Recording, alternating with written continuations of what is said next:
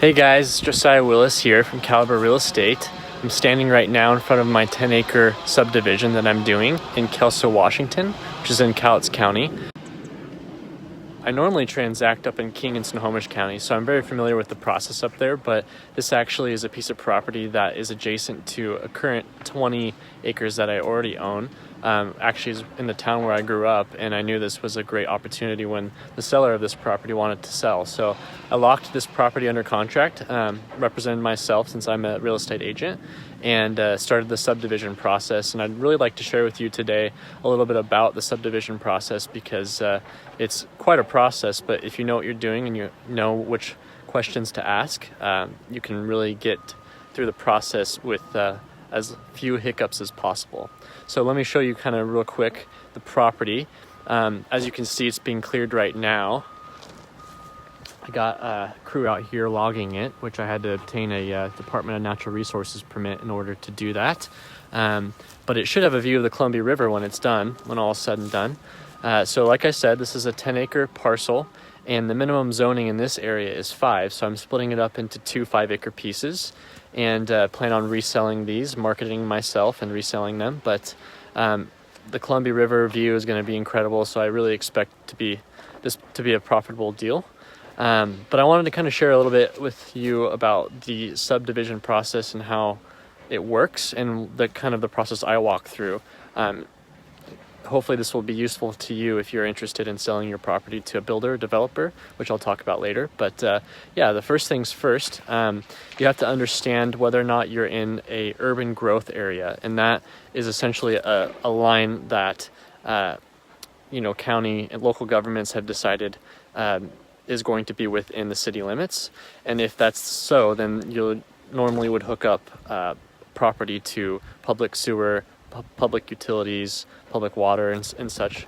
If it's outside that area, then the rules are a little different. Normally you're going to be doing septic, your own well, drilling your own well, and then there's a little other things that go along with that, but it also determines the type of development you can do.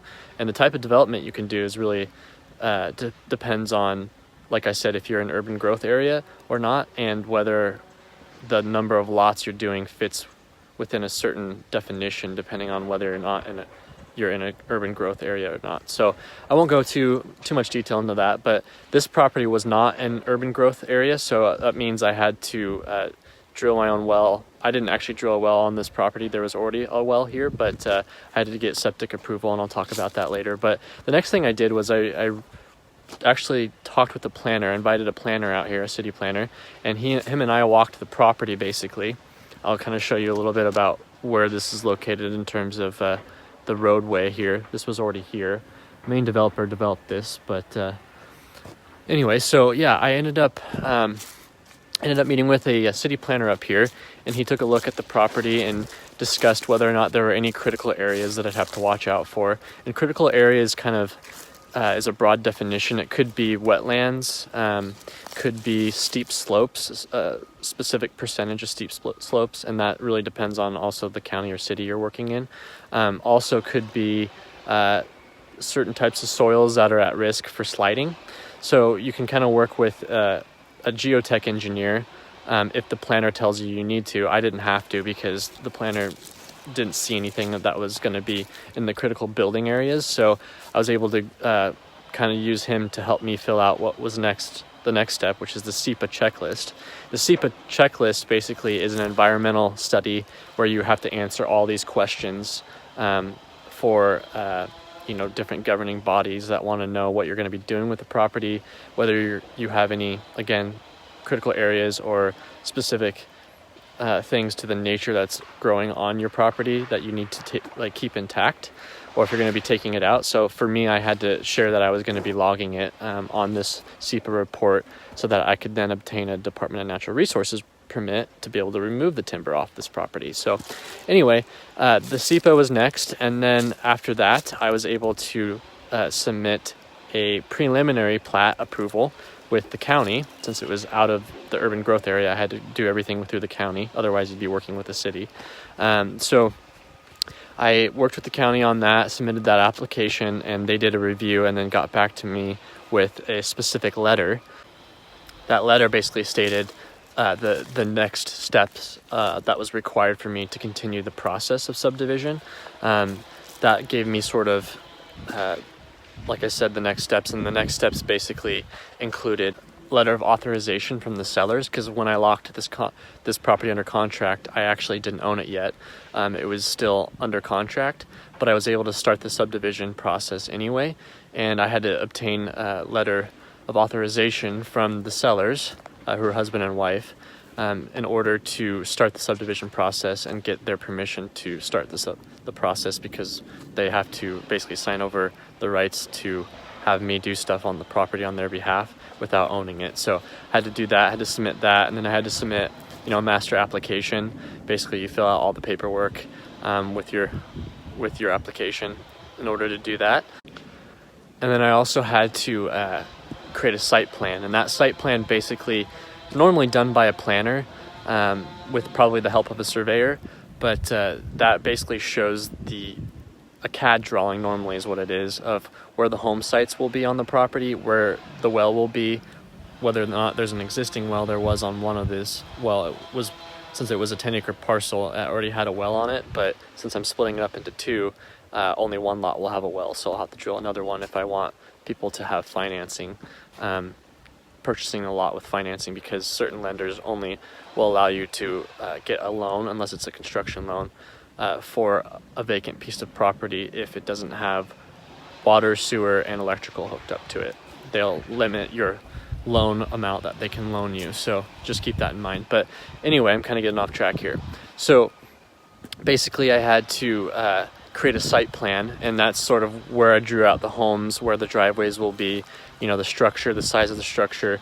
Septic will have to be, a certain distance away from the well. In this case, it was 100 feet in Cowlitz County. I had a septic guy come out and dig test holes to determine what type of system I could use.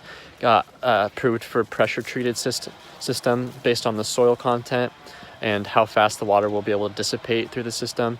You can usually do either gravity fed or pressure.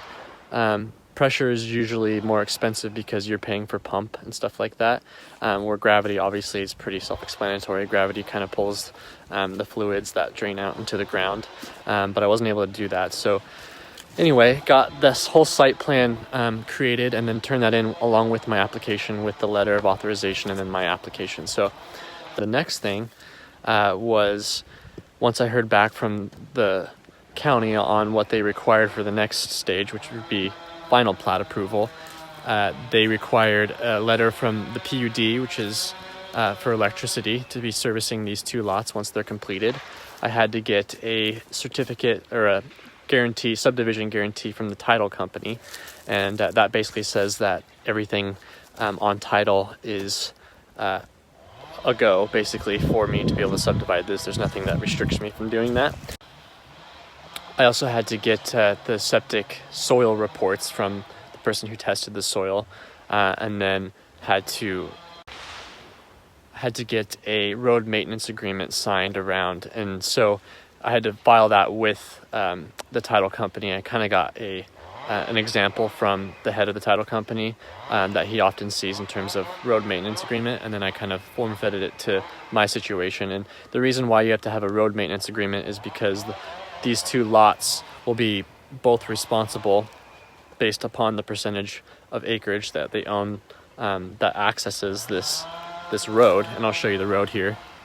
So this road goes all the way down that way. This was a second development off of a main development, because I knew the developer here. And here the road goes up this way, if you can see. That property up there I actually own myself as well. So anyway, road maintenance agreement had to be filed as well. And I got all those things done, and then I was able to submit for my final application, final plat approval. And currently that's in process right now. But like I said, because I got a Department of Natural Resources permit, which I had to fill out paperwork to be able to do that, I was able to get that approved in about 30 days. It cost me $1,500. Wasn't cheap. But you basically identify how much timber you plan to remove from the property in terms of board feet, what type it is, what you're going to be using, who the operator is, and then if you're going to be removing timber anywhere near waterways, because that's a huge deal. You want to make sure that you're not hurting any natural streams with fish in it. So luckily I didn't have to worry about that, but got that permit, and now, as you can see, we're logging the property, and we're opening up a view that will hopefully show the Columbia River here. So I'm pretty excited. This has been a great process. I've learned a lot, but I'm really familiar with the development process. And as I said myself, I'm a real estate agent, but I also do development, but investing as well. So if you are interested in selling your piece of property and you would like to sell it to a builder or developer, give me a call. I would love to help you with the process. Since I'm familiar with it, I can tell you a little bit more about the value of your property and what you could get for it, and just help you along and be on your side in terms of when you'd want to sell. But one thing I'll say though is that you need to be careful of putting something off, such as selling your property, if you're interested in it, because if you're interested in selling your property, you need to know that a lot of builders and developers, when they do buy property from people to develop, it takes about 2 years on average to actually develop a property and get lots ready for sale. So that's a long time, from the time of purchase to the time that they can start selling houses and lots. And why that matters is because if they expect that within 2 years from the day of purchase that the economy might be, hitting a recession or not as strong, they might be a little leery of putting the investment and capital into a piece of property now, when 2 years down the road there actually might be a downturn and they might not be able to sell for the price they need to make it profitable. So right now prices are good, prices are high, and I think within a 2-year time frame, people are still purchasing, especially national builders. They're going to continue to purchase because they have to answer to Wall Street, but that's another topic. Anyway, right now is a great time to sell, so don't put it off. At least don't put off contacting me, because I could probably help you sell your property ASAP. So again, my name is Josiah Willis. I'm a Caliber real estate agent, also investor and developer myself. And give me a call if you're interested. I would love to help you. And by the way, right here in my hand, I'm actually holding a list of all local and national builders in the Snohomish and King County area. I have their phone numbers and their email addresses, and I can reach out to them if that's something you're interested in doing. So like I said, give me a call, don't wait, and as always, invest wisely. Thanks for watching.